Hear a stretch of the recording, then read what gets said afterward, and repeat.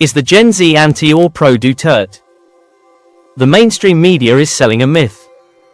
They claim that the 2025 midterm victories of progressive senators like Bam Aquino and Kiko Pangilinan were driven by a sudden wave of Gen Z and TikTok youth voters.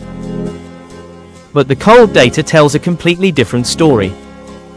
Today, we 10x the groundbreaking findings from political scientist Dr. Robin Garcia and polling firm WR Numero to reveal the surprising truths about Gen Z politics and the structural illusions of the 2025 vote.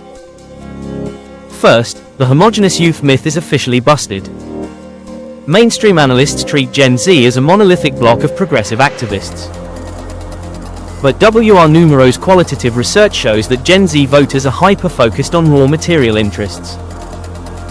They care deeply about job security, high inflation, and a severe lack of upward economic mobility.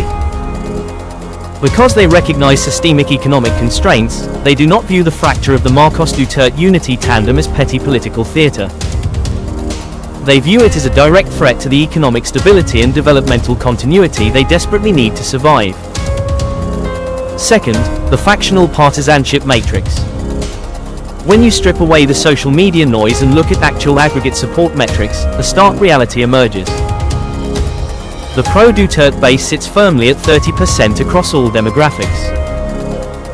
The liberal-progressive bloc holds steady at 20%. Meanwhile, the pro-Marcos administration base is the true minority, languishing at just 15%. This leaves a massive 30% chunk of independent, unaligned voters who hold the ultimate balance of power.